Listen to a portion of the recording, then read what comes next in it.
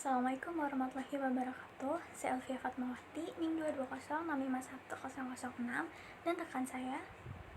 Nama saya Widya Pujanti dengan NIM 220651005. Kesempatan kali ini kami akan membahas materi dari bab 8 yang berjudul Service for Children with Special Needs in Head Start and Early Head Start.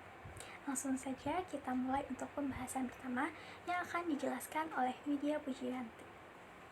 Saya di sini akan membahas tentang yang pertama yaitu ada Head Start, yang kedua The War on Poverty, yang ketiga yaitu Federal Support for Children with Special Needs, yang keempat ada Supervising Through Sourcing of Social Service, lalu yang terakhir yaitu ada Public Support versus Individual Responsibility. Apakah kalian tahu itu Head Start? Head Start adalah satu-satunya program prasekolah berskala besar dan komprehensif di Indonesia. Telah terbukti bernilai investasi selama 4 dekade terakhir. Layanan yang diberikan di Head Start jauh lebih banyak daripada program prasekolah biasanya, termasuk layanan pendidikan, layanan medis, gizi, kesehatan mental, dan dukungan keluarga bagi anak-anak dan keluarga yang hidup pada atau di bawah tingkat kemiskinan serta anak-anak berkebutuhan khusus. Apa sih tujuan utama dari Head Start? Tujuan utama dari Head Start adalah untuk mengurangi dampak kemiskinan terhadap anak-anak dan keluarga yang berisiko mengalami keterlambatan. Lalu yang kedua ada The War on Poverty atau perang melawan kemiskinan. Intervensi anak usia dini mulai pada tahun 1960-an dan didasarkan pada 3 isu sosial, yaitu mencegah keterbelakangan mental, menghapus kemiskinan, dan mempromosikan hak-hak sipil. Presiden John Kennedy membuktikan komisi untuk mempelajari keterbelakangan mental, sementara Presiden Lyndon Johnson ingin mengatasi kemiskinan. Pada tahun 1964, Undang-Undang Kesempatan Ekonomi disahkan, dan disinilah lahir Project Head Start. Kesempatan ekonomi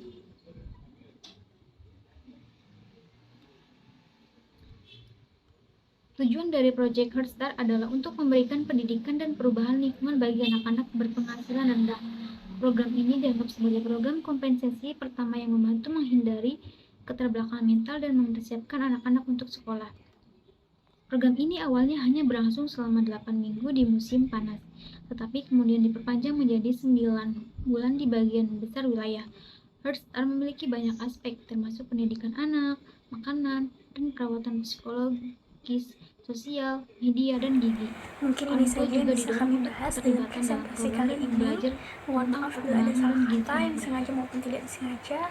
Yang Kami ketiga yaitu mohon Federal Support for Children with Special Needs Wassalamualaikum warahmatullahi atau wabarakatuh. dukungan federal untuk anak berkebutuhan khusus. Assalamualaikum warahmatullahi wabarakatuh. Saya Elvia Fatmawati, NIM 220655106, dan rekan saya. Presiden Johnson mendorong program ini untuk Pada kesempatan kali ini kami akan membahas materi dari bab 8 yang berjudul Service for Children with Special Needs and Head Start yang and melayani Early anak-anak penyandang Head disabilitas Start. dari lahir hingga Langsung usia 5 saja tahun. kita mulai pembahasan yang Hal ini pertama yang menghasilkan akan dijelaskan oleh percontohan di Widya sebuah negeri, Pujiati. termasuk kunjungan rumah untuk anak-anak berkebutuhan khusus.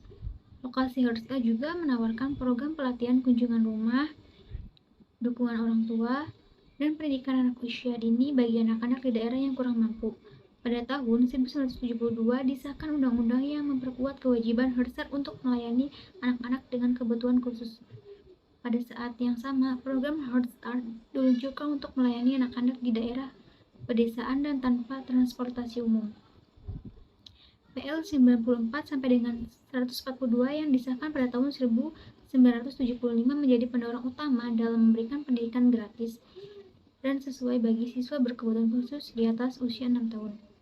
Meskipun belum ada dukungan yang signifikan untuk anak-anak di bawah usia 3 tahun. Lalu yang keempat, ada Supervising Through Sourcing of Social Service atau bertahan melalui pemangkasan layanan sosial. Tahun 1980-an merupakan waktu gelap bagi program anak yang didanai pemerintah federal. Presiden Reagan menurunkan layanan sosial yang didanai oleh pemerintah federal, berpendapat bahwa pemerintah negara bagian dan lokal seharusnya memberikan layanan langsung. Meskipun ada pemotongan dana federal pada banyak program, Head Start tetap mendapatkan dana federal.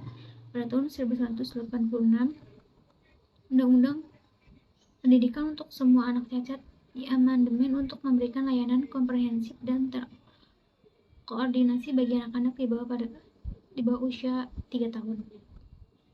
Yang kelima ada public support versus individual responsibility atau dukungan politik versus tanggung jawab individu. Pada tahun 1990-an, Head Start dan intervensi dini mencapai puncak kejayaan.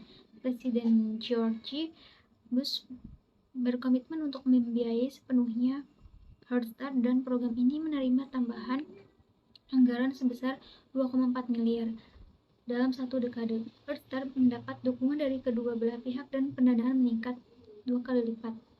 Pada tahun 2000, jumlah anak yang dilayani juga meningkat 2 kali lipat, termasuk dengan pembentukan Early Head Start.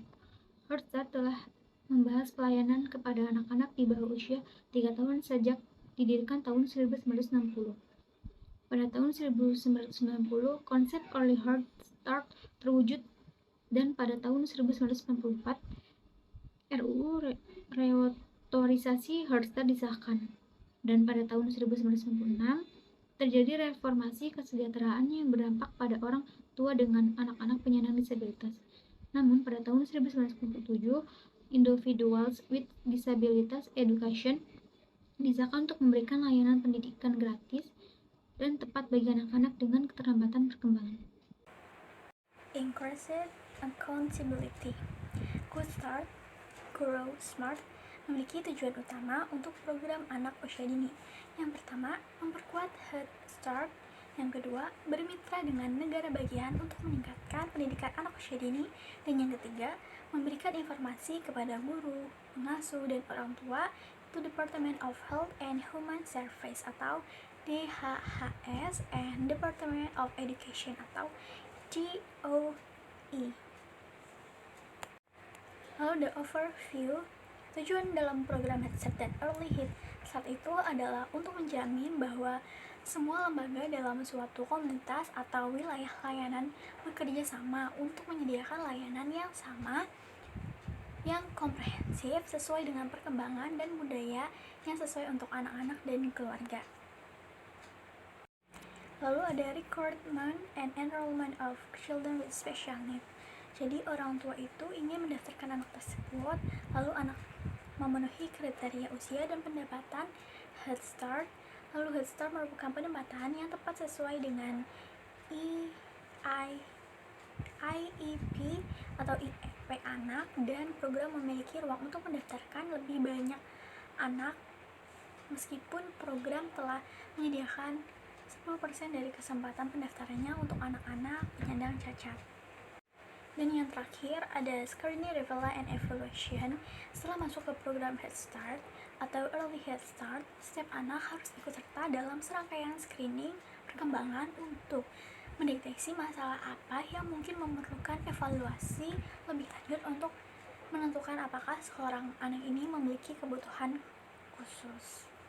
Seiringnya waktu, Head Start tetap setia pada akarnya dalam menyediakan program komprehensif yang mempertimbangkan keseluruhan anak, termasuk pendidikan, kesehatan, dan gizi, serta bekerja dengan keluarga dan mendorong dukungan mereka.